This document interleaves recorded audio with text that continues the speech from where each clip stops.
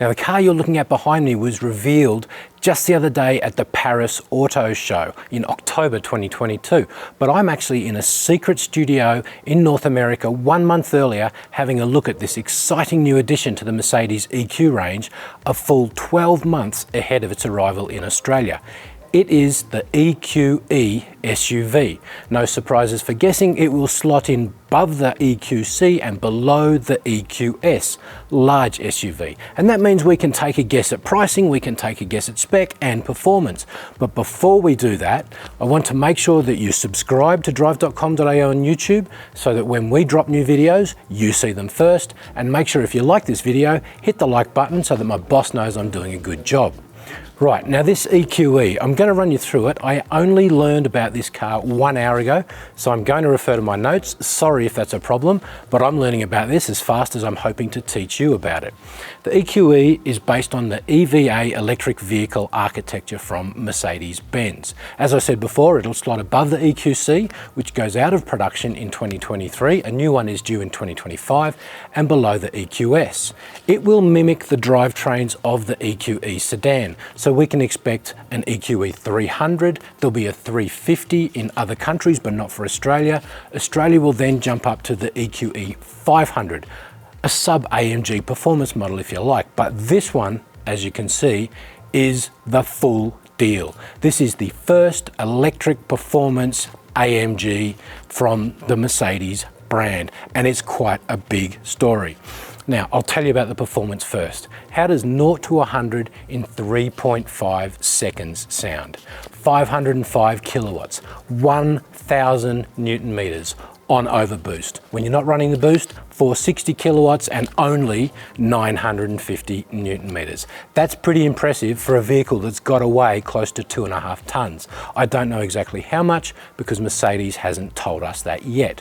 What they have told us is the dimensions. Now I'm going to read them out in comparison to the GLE petrol and diesel wagon, because that's a car we're familiar with. So this vehicle, as I said, built on the EVA architecture, compared to the GLE, it's 61 millimeters shorter bumper to bumper and has an 86 millimeter lower roofline. The wheelbase is 35 millimeters longer, so that should aid dynamics, apart from the fact that obviously it's battery powered and the batteries are low in the body compared to a GLE with that big combustion engine up the front. This thing promises to be a real hoot to drive, but like you, I won't find out until at least 12 months time, and I can't wait. Now the EQE AMG, we're expecting a price tag of around about $250,000, which is pretty close to where the bigger EQS starts, but not in AMG spec. If you can't afford that, the EQE500 will be around $200,000. The start of the range will be the EQE300, around $160,000. But back to this beast behind me. All-wheel drive, of course, but only from 2 electric motors, one at the front and one at the rear. But it has a clever torque distribution system, which can in fact send all of that torque to the front if you're running in economy mode, or all of it to the back if you want that true rear drive performance. But if you want 0 to 100 in 3.5 seconds, it's going to use both motors, probably in about a 1/3 front, 2/3 rear split. Now, what else do we know about this car? Actually, I might take you inside because there's some stuff in here that you're going to want to see. Okay, now the EQE, to justify its $160,000 price tag, will have a lot of luxury equipment inside it. But one option that will be standard on the $250,000 AMG is this insane hyperscreen. I mean, look at it. We are looking at 3 individual screens, digital screens, high quality screens that look like one huge sweeping system. In front of the driver, we've got the same basic digital screen as from the standard EQE, but there are a couple of really cool additions just for AMG. Something called track pace, which shows you, lateral acceleration, sideways acceleration, steering wheel angle, and all sorts of other things. No revs because this is an electric car. But you also have a Super Sport layout, which is really cool as well.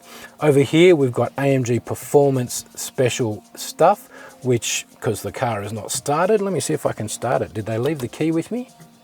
Yes. All right. And straight away, I can hear the different noises this car's making. So you can see where the battery power is coming from and going to. What else have we got here? Energy, motor revs, energy flow. and an interesting little stopwatch, IWC stopwatch. It must be some sort of partnership tie-up. That's kind of cool. What else do I need to tell you? Yeah, 1.4 meters of viewing space. Oh, and the passenger one, you can actually watch TV on it while the vehicle is driving.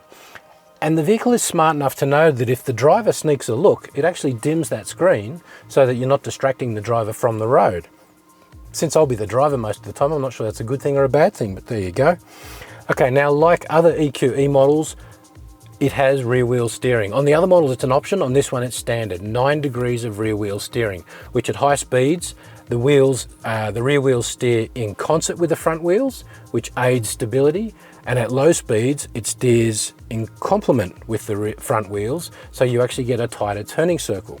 That'll be pretty interesting to see how that works. We've obviously got an AMG unique steering wheel with 1, 2, 3, 4, 5 spokes here, and a couple of dials that let me go through Sport, Sport Plus, and I also can set these little buttons here, I don't know if you can see them, to almost any feature I want. So I can make them almost like a customized home button or a custom feature button to quickly get me to whatever page I want. Right now, it's giving me, can you hear that? Hopefully we can get that in the overlay, but engine noise. AMG has gone to a lot of trouble to make sure this car has emotional sound. Now it won't sound like the twin turbo V8s, or even before that the naturally aspirated V8s that we are used to from AMG with all their pop and bark and crackle. But this is a new era, so we need to kind of get with it and accept new types of sounds. AMG knows that sound is just as important as performance and a big part of the emotion of driving their cars, and they're determined not to leave it behind. But until we drive it, we won't really be able to judge that for sure. Like all other EQ models, you can have one pedal driving in this car, which you can access via the paddle shifters behind the steering wheel to increase the brake energy recuperation. So you can have it almost in the coasting mode, where if you lift off the throttle, the car just coasts using minimal electricity, or you can get an aggressive or a really aggressive energy recuperation by hitting the paddles up and up. It will bring the vehicle to a complete stop if you're in the most aggressive mode, so you can drive it with just one pedal. Over-the-air updates. Now this seems to be something that Mercedes is going to get further and further into. Over-the-air updates means that you can buy this car with a certain amount of features, and then down the track, if you decide you want the augmented reality head-up display, or you want the new trailer maneuvering system that they've added, you can go to the Mercedes-Me website and you can tick on the box, you can put your credit card details in, and overnight your car will download that system, so the next morning when you get in and you're ready to drive, it's there for you, ready to use. One example of this on the standard EQE is the rear steering. So the car has 0 degrees rear steer in the standard EQE, but you can option up to 10 degrees rear steering through an over-the-air update. So clearly it's got the mechanicals in there to do it, but you download the software to basically unlock that. Now I suppose if you're off-road and you're in a tight position and you want to do that, that's fine, you could then download the update, but you're going to have to wait overnight, so hopefully you've got a place to camp while that does it. Air suspension is optional on the standard car, standard on the AMG, and it has been tuned to maximize the performance of this vehicle. Interestingly, the adaptive dampers are straight from the GT 4-door, so they're used to a high performance application, but they have again been just adjusted to suit this vehicle's nature. And lastly, well, it is an electric vehicle, so you're probably going to want to know about charging, especially if you're going to use the boost function to do 0 to 100 in 3.5 as many times as you're probably going to want to. This car can recharge at up to 170 kilowatts. It has a 90.6 kilowatt hour battery, so you can probably work out how long that would take on a fast charge, just under half an hour, I think, if my maths is right. But at a 50 kilowatt pace, it'll take just under 2 hours. 11 kilowatts, which is typical in Australia, you're going to wait a little bit longer. Interestingly, the EQS has up to 200 kilowatts of charging capability. This car has only 170. I'm not sure why that is.